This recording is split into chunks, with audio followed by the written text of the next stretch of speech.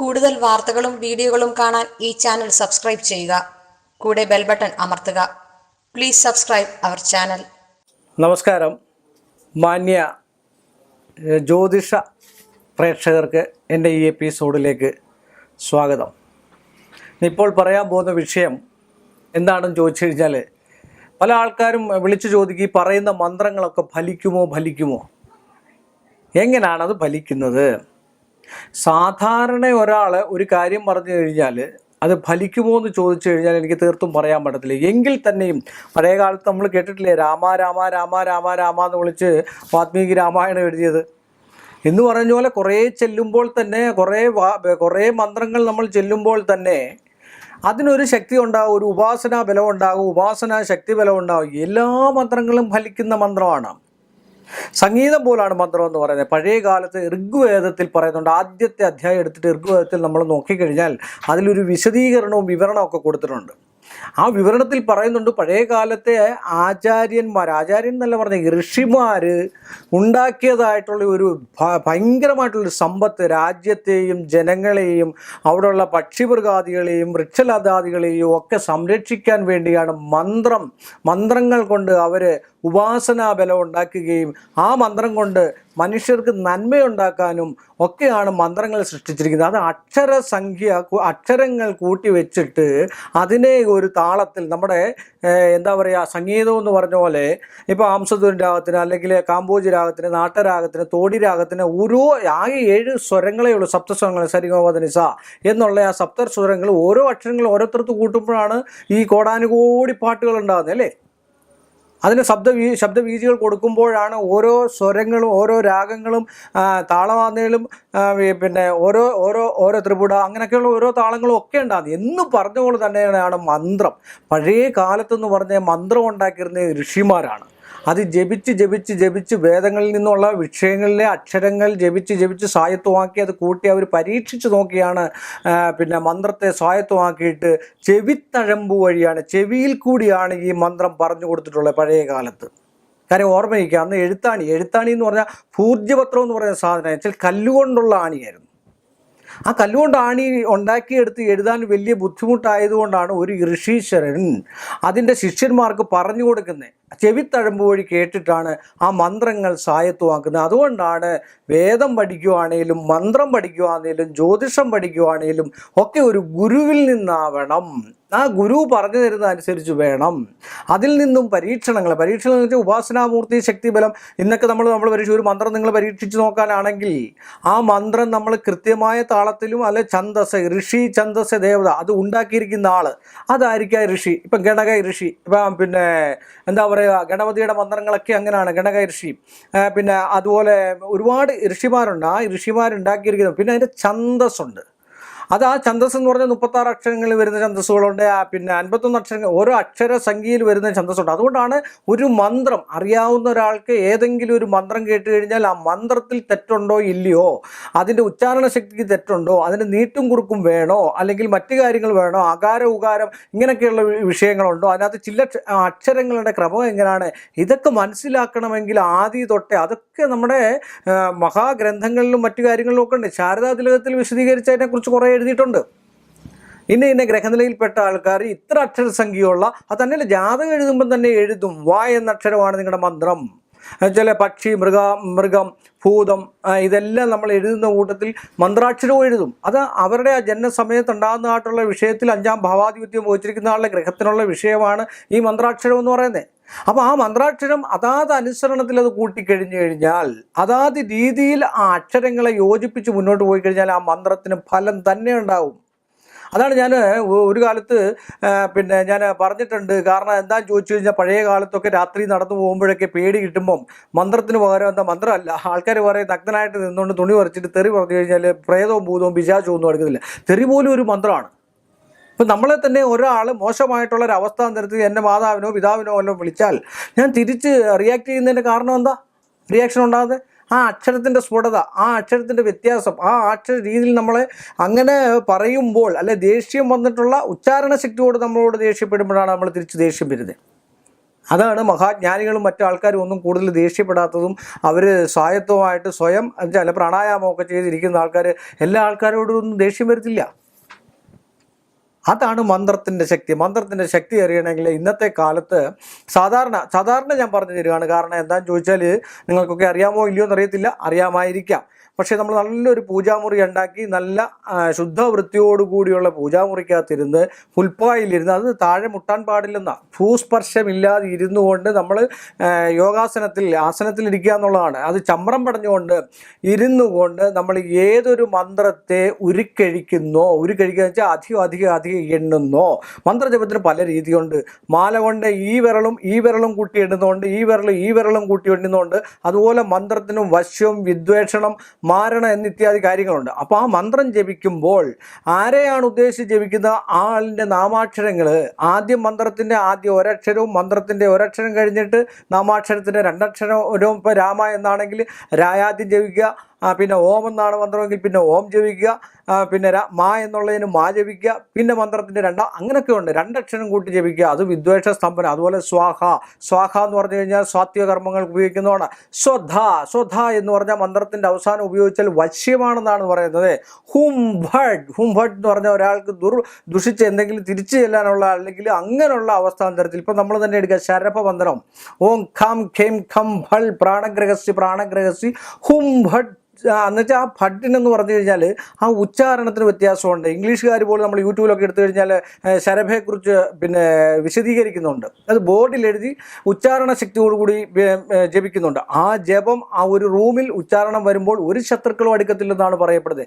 എന്ന് പറഞ്ഞ പോലെ മന്ത്രം സായത്വമായോ നമുക്ക് മനനം ചെയ്ത് നല്ല വൃത്തിയായോ നമുക്കത് പ്രയോഗിക്കാൻ കഴിയുമോ എന്ന് നോക്കുന്ന പൂജാമുറിയിൽ നല്ല ഒരു തുളസിത്തൈ നന്നായിട്ട് വെച്ചു പിടിപ്പിച്ച് അതിന് മുമ്പിലിരുന്ന് നമ്മൾ മന്ത്രോച്ചാരണം നടത്തണം. ദിവസവും നമ്മൾ മന്ത്രം ഇങ്ങനെ ജപിച്ച് വന്നു കഴിഞ്ഞാൽ നമ്മുടെ മന്ത്രത്തിൻ്റെ അക്ഷരങ്ങൾക്കോ ഉച്ചാരണത്തിനോ വ്യത്യാസമോ മറ്റു കാര്യങ്ങളോ ഒന്നും ഇല്ല എങ്കിൽ ഈ തുളസിച്ചെടി നന്നായിട്ട് കിളിർത്ത് വരും. നല്ല ഇലയും, കൃഷ്ണതുളസിയാണ് വയ്ക്കേണ്ടത്, നല്ല ഇലയും നല്ല രീതിയിൽ അത് നന്നായിട്ട് കിളിർത്ത് നല്ല ഫലഭൂയിഷ്ടമായിട്ട് നിൽക്കും. പക്ഷെ നമ്മുടെ ചെയ്യുന്ന മന്ത്രം തെറ്റുണ്ടോ, ഉച്ചാരണ ശക്തിക്ക് വ്യത്യാസം ഉണ്ടെങ്കിൽ അത് അതുപോലെ തന്നെ കൊഴിഞ്ഞു പോകുന്നതും കാണാം. അപ്പം നമുക്ക് മനസ്സിലാക്കണം, നമ്മൾ ചൊല്ലുന്ന മന്ത്രത്തിന് ശക്തി കുറഞ്ഞിട്ടുണ്ട്, നമ്മൾ ചൊല്ലുന്ന മന്ത്രം തെറ്റാണ് എന്ന്. ഒരു ചെറിയ ഉദാഹരണം പറയാം. അതുപോലെ തന്നെയാണ് പഴയ കാലത്തെന്ന് പറഞ്ഞു കഴിഞ്ഞാൽ ഋഷിമാരെങ്ങനെയാണെന്ന് ചോദിച്ചാൽ നല്ല പശുക്കളെ മണ്ഡപത്തിന് മുമ്പിൽ ഇരുന്ന് ജപിക്കുന്ന, അതൊക്കെ ചാണകമൊക്കെ മെഴുകി അതിരുന്ന് ജപിക്കുന്നതായിട്ടുള്ള, അന്നൊക്കെ പഴയ കാലത്ത് പുലിത്തോല് അല്ലെങ്കിൽ മരത്തോല് അല്ല പല രീതിയിലുള്ള തോലുണ്ട്. കമ്പിളി വസ്ത്രം, കമ്പിളി ആടിൻ്റെ രോമം കൊണ്ടുള്ള, അത് വശ്യത്തിനൊക്കെ ഏറ്റവും ഉപയോഗിക്കുന്ന കമ്പിളിയാണ്. അതുകൊണ്ടാണ് കമ്പിളിയൊക്കെ നമ്മൾ എന്താ പറയുക ദാനമായിട്ട് കൊടുത്തു കഴിഞ്ഞാൽ നമുക്ക് ഐശ്വര്യവും സമ്പൽ സമൃദ്ധിയും ഒക്കെ ഉണ്ടാകുന്നത്. പല പ്രേക്ഷകരുടെയും പിന്നെ അഭിപ്രായമാണ് മന്ത്രം ഫലിക്കുമോ എന്നുള്ളത്. അത് പഴയ മുനിമാരങ്ങനെ ആയിരുന്നു. കാര്യം ആ മണ്ഡപത്തിലിരുന്ന് മന്ത്രം ഇങ്ങനെ ഉരുക്കഴിച്ചിട്ട് ഒരു പശുവിനെ കെട്ടി നിർത്തും. പാൽ ചുരത്തി നിർത്തുന്നതായിട്ടുള്ള ഒരു പശുവിനെ, ആ പാൽ എത്രയും ചുരത്തുന്നോ എത്രയും നന്നതായിട്ട് ഐശ്വര്യം ആ പശുവിനുണ്ടാകുന്നു, അതനുസരിച്ച് മന്ത്രത്തിൻ്റെ ശക്തി ഇങ്ങനെ കൂടിക്കൂടി വരും. അതിൻ്റെ അനുസരിച്ച് അത് പാല് നമുക്ക് തരികയും ചെയ്യും. അങ്ങനെയൊക്കെയായിരുന്നു പഴയ കാലത്ത് മന്ത്രം ഇപ്പം ശാസ്ത്രജ്ഞരൊക്കെ എന്ന് പറഞ്ഞു കഴിഞ്ഞാൽ എല്ലാം എലിയിൽ ആണ് കുത്തിവെച്ച് പരീക്ഷിക്കുന്നതെന്ന് പറഞ്ഞ പോലെ ഇന്ന മന്ത്രം സ്വന്തമായിട്ടുണ്ടാക്കിയിട്ട് ആ മന്ത്രം ജപിച്ച് സായത്വമാക്കിയിട്ട് അത് ഒരാളുടെ ചെവിയിൽ നിന്നും മറ്റൊരാളുടെ ചെവിയിലേക്ക് കിട്ടണം. എങ്കിൽ മാത്രമേ ആ മന്ത്രത്തിന് ഫലമുണ്ടാവൂ. അതാണ് പാരമ്പര്യ സത്തയിൽ നിന്നും മാത്രം കിട്ടുന്നതായിട്ടുള്ള മന്ത്രങ്ങൾക്ക് ഫലമുണ്ടാവുള്ളൂ. അല്ലാതെ കിട്ടുന്ന മന്ത്രങ്ങൾക്കും ഫലമുണ്ട്. അതൊരു 30%, 20% മാത്രമേ കാണത്തുള്ളൂ. പല ആൾക്കാരും എൻ്റെ അടുക്കൽ വന്ന് ചോദിച്ചിട്ടുണ്ട്. ഞങ്ങളുടെ വീട്ടിൽ സുദർശനഹോമം നടത്തിയിട്ടുണ്ട്, അഘോരഹോമം നടത്തിയിട്ടുണ്ട്, പിന്നെ അങ്ങനെ പല രീതിയിലുള്ള തിലഹവനം നടത്തിയിട്ടുണ്ട്, ഭഗവത് സേവ നടത്തിയിട്ടുണ്ട്. പക്ഷേ അവസാനം ചെയ്ത് ഞങ്ങൾ ധർമ്മദൈവത്തെങ്കിലും ഒരു എന്താ പറയുക ഒരു പുഷ്പാഞ്ജലി വല്ലതും കഴിച്ചു കഴിയുമ്പോഴായിരിക്കും ഞങ്ങൾക്ക് പ്രയോജനം ഉണ്ടാകുന്നതെന്ന്. പക്ഷേ അവിടെ അപ്പോൾ 5, 8, 10 ലക്ഷം രൂപയുടെ ഇങ്ങനെ നിൽക്കും പൂജ കഴിക്കുന്നത്. പക്ഷേ ആ പൂജ ഒരിക്കലും സ്വായത്വമാണെന്ന് നമുക്ക് പറയാൻ പറ്റത്തില്ല. കൃത്യമായിട്ടൊരു പുരുഷ സൂക്തമോ ഒരു സൂക്തങ്ങളോ അല്ലെങ്കിൽ ഒരു മന്ത്രജപമോ ഒരു സുദർശനത്തിൻ്റെ കൃത്യമായിട്ട് ഇന്നത്തെ കാലത്ത് അവിടെ ഇരുന്ന് ജപിച്ചാൽ ഒരാളും ജപിക്കുമെന്ന് എനിക്ക് തോന്നുന്നില്ല. കാര്യം നമ്മൾ സാധാരണ ഒരു ജ്യോത്സ്യം എഴുതി കൊടുക്കുന്നത് 6000 സംഖ്യ എന്നാണ് എഴുതി കൊടുക്കുന്നത്. ഓം ക്ലീം കൃഷ്ണായ ഗോവിന്ദായ ഗോപീജന വല്ലഭായ പറയാം. അതിൽ പകരം സഹസ്രാര കുമ്പിൾസാഹ എന്ന് പറഞ്ഞാൽ ആ മന്ത്രം മാത്രം ജപിച്ചിട്ട് 1008, 10008 അത്തി ഇത്തി പേരാൽ അരയാൾ നെല്ലി ഇല്ലി കടലാടി ചമത വള്ളി മൊട്ട ഈ സാധനം എല്ലാം ഹോമിച്ചിട്ട് ഒരു 2.5 മണിക്കൂർ കഴിയുമ്പോഴത്തേക്ക് പൊടി തട്ടി എണ്ണീറ്റ് അങ്ങ് പോവും. എങ്ങനെ ഫലിക്കാനാ? അവൻ പറ അത്രയും മതിയെന്ന്, അതിൽ കൂടുതൽ വേണ്ടാന്ന് പറയും. അവസാനം ഒരു ചൊല്ലും പിന്നെ അനുഗ്രഹിച്ചിരിക്കുന്നു എന്ന് പറഞ്ഞിട്ട് ദക്ഷിണ മേടിച്ചങ്ങ് പോകും. ആ ദക്ഷിണ ഇപ്പോൾ ഒക്കെ എഴുതി വെക്കുന്നത് വെച്ചാൽ പിന്നെ ദക്ഷിണ എന്ന് പറഞ്ഞു കഴിഞ്ഞാൽ പ്രധാന കർമ്മിയെ ഒരു ഡാഷ് ഇട്ട് കൊടുക്കും. ഒരു ക്വസ്റ്റ്യൻ മാർക്ക്. എല്ലാ ചപതകളും മറ്റു കാര്യങ്ങളൊക്കെ എഴുതിയിട്ട് പ്രധാന കർമ്മിക്ക് ഒരു ഡാഷ് ഇട്ടിട്ട് പരികർമ്മി ദക്ഷിണ എന്ന് എഴുതും. അവിടെ ഒരു തുകയും എഴുതും. കാരണം എന്താ, അതിൻ്റെ 10 ഇരട്ടി പ്രധാന കർമ്മിക്ക് കൊടുക്കണം എന്ന് പറഞ്ഞിട്ടാണ് അങ്ങനെ ചെയ്യുന്നവരാണ് ഭൂരിപക്ഷം ആൾക്കാരും. എങ്കിലും അത്രയും മേടിച്ചോട്ടെ, എങ്കിലും അത്രയും ചൊല്ലുവോ അതില്ല. അപ്പോൾ ആ 6000 സംഖ്യ കവടി തെളിയുന്നതനുസരിച്ച് 6000 സംഖ്യ ജപിച്ചാൽ, അല്ലെ 3000 സംഖ്യ ജപിച്ചാൽ എങ്ങനെ പോയി? പഴയ കാലത്തൊക്കെ പറഞ്ഞ 12 വർഷം നിൽക്കും ഒരു സുദർശനവും നടത്തിയാല. ഇന്ന് പോയിട്ട് ഒരു 6 മാസം പോലും നിൽക്കുന്നില്ല ഫലം. എന്നിട്ടാണ് ഓടി എന്ന് പറയുന്നത് അവിടെ പോയി ഞാൻ സുദർശനവും കഴിച്ചു, പക്ഷെ ഒരു 3 മാസം വരെ നല്ലതായിരുന്നു, പിന്നെ നമുക്കൊരു പ്രയോജനമില്ല. അതുപോലെ തന്നെ യന്ത്രങ്ങൾ പലരും പല കളിപ്പിൻ്റെ രീതിയിൽ എഴുതുന്നത്. യന്ത്രം എഴുതുന്നതിന് ഒരുപാട് കാര്യങ്ങളുണ്ട്. ഇതൊക്കെയാണ് ഞാൻ പറഞ്ഞ കാര്യം. മന്ത്രങ്ങൾക്ക് അതാത് കൃത്യമായിട്ട് ഇതൊന്നൊരു വിശ്വാസത്തിൻ്റെ രഹസ്യമാണ്. പറഞ്ഞു മനസ്സിലായില്ലേ? അപ്പോൾ ആ വിശ്വാസത്തിൻ്റെ രഹസ്യം ഉണ്ടെങ്കിൽ അറിവുണ്ടാകും. അല്ലെ മന്ത്രം ജപിക്കാൻ കഴിവുണ്ട്, പാരമ്പര്യ തോതിൽ കിട്ടിയതാണ് എന്നും പറഞ്ഞിട്ട് ഇരിക്കുന്ന വേറെ പല വ്യക്തികളുകൊണ്ട് ഒന്നും അറിയാത്ത രീതിയിൽ ഇരിക്കുന്നത്. ഒരു ഗ്രഹനില എഴുതാൻ അറിയാൻ വയ്യാത്ത ആൾക്കാരെ ഞാൻ കണ്ടിട്ടുണ്ട്. ഒരു പഞ്ചാംഗം മൊത്തം പൂർണ്ണമായിട്ട് വായിക്കാത്ത ആൾക്കാരെ ഞാൻ കണ്ടിട്ടുണ്ട്. അപ്പോൾ അതുകൊണ്ട് കൃത്യമായിട്ട് മന്ത്രം ജപിച്ചാൽ 100% ഫലമുണ്ടാകും. സംശയമില്ലാത്ത കാര്യം. 99% ഫലമുണ്ടാകും. ആൾ വരുത്തൽ കർമ്മമാണെങ്കിലും ഒരു സാരസ്വത മന്ത്രമാണെങ്കിലും ഇതൊക്കെ ജപിച്ചു കഴിഞ്ഞാൽ ബുദ്ധിക്ക് നന്നേ ഉണ്ടാകത്തുള്ളൂ. ഈ യോഗ ഒക്കെ ചെയ്യുന്നത് എന്തിനാ? യോഗ ഒക്കെ ചെയ്യുന്ന പ്രാണായാമ യോഗയൊക്കെ ചെയ്യുന്ന മനസ്സിനെ സ്വസ്ഥമാക്കാനും ശാന്തമാക്കാനും ആ മനസ്സിൻ്റെ രീതിയിൽ ആ മന്ത്രജപം എന്ന് പറഞ്ഞാൽ ധ്യാനം ഏറ്റവും ഉത്തമമായിട്ടുള്ള അതാണ്. സന്ധ്യയ്ക്ക് നാമം ജപിക്കണം, ധ്യാനിക്കണം, ഇങ്ങനെയൊക്കെ പറയും. എന്തൊക്കെ നമ്മൾ തെറ്റുകളിലേക്ക് പോയെന്ന് പറഞ്ഞാൽ ധ്യാനവും മനസ്സിലൊരു ധ്യാനമുണ്ട്. ഒരു സെക്കൻഡ് ആ സെക്കൻഡ് നമ്മൾ കൃത്യമായിട്ട് നമ്മുടെ മനസ്സിനെ ഭഗവാന്റെ മുമ്പിലൊന്ന് അർപ്പിച്ചു നോക്കൂ. നിങ്ങൾക്ക് ഫലമേ ഉണ്ടാകത്തുള്ളൂ. ആ മന്ത്രത്തിനെ നമ്മൾ മന്ത്രമായിട്ട് തന്നെ കാണണം. അവനവൻ്റെ തൊഴിലിനെ അവനവൻ്റെ തൊഴിലായിട്ട് തന്നെ കണ്ടു നോക്ക്. കൃത്യമായിട്ട് ചെയ്യുവാണെങ്കിൽ, കൃത്യമായിട്ട് ഒരു മനസാക്ഷിയുടെ മുമ്പിൽ 1% മനസാക്ഷി ഉണ്ടെങ്കിൽ നമ്മൾ കൃത്യമായിട്ട് ചെയ്യുവാണെങ്കിൽ അതൊരാൾക്ക് ഫലിച്ചിരിക്കും. അത് മനസ്സോട് ചെയ്യണം. ആ മനസ്സോട് ചെയ്തിട്ട് ദക്ഷിണ മേടിക്കുന്ന ഒരു സന്തോഷവും ഉറക്കവും കിട്ടും. സംശയമില്ലാത്ത കാര്യമാണ്. സാധാരണ ഉപാസനാശക്തി ബലമുള്ളവർക്ക് ഉറക്കം കുറവാണെന്നാണ് പറയുന്നത്, ഇല്ലേ? ഉപാസനാശക്തി ബലമുള്ളൊരു 2-3 മണിക്കൂർ ഉറക്കം തുള്ളുന്നത്. ചിലപ്പോൾ ഉറങ്ങാത്ത ആൾക്കാരുണ്ട്. ഋഷീശ്വരന്മാരൊക്കെ ഉറക്കം വളരെയധികം കുറവായിരുന്നു. അപ്പോൾ അതുകൊണ്ട് അങ്ങനെയൊക്കെ മന്ത്രം ഉപയോഗിച്ചാൽ 100% മന്ത്രത്തിന് ഫലമുണ്ട്. നിങ്ങളുടേതായിട്ടുള്ള അതിന് നിത്യാഭ്യാസി ആനയെടുക്കുമെന്നാണ് കാര്യം. കൃത്യമായിട്ട് ഇത് ജപവും കാര്യങ്ങളും ഒക്കെ ഉള്ള നിത്യകർമ്മങ്ങളുണ്ട്, കുളിയും ദേവാലയം ഒക്കെ ഉണ്ടെങ്കിൽ 100% ശുദ്ധവും ഉണ്ടെങ്കിൽ ഒരു മന്ത്രം ഉപാസിച്ച് ഫലം വരുത്തി കഴിഞ്ഞാൽ ഏത് മന്ത്രവും നമുക്ക് ഉപയോഗിക്കാം. ഏത് മന്ത്രം ഉപയോഗിക്കാം. അത് കേട്ടാലും അറിയാം ഇതിൻ്റെ മന്ത്രമാണെന്ന്. നമുക്ക് ഒരാളെ പറഞ്ഞ് മനസ്സിലാക്കി കൊടുക്കണമെങ്കിലും ചെയ്യാം. അല്ലെ മനസ്സിലാക്കി കൊടുക്കേണ്ട കാര്യമില്ല.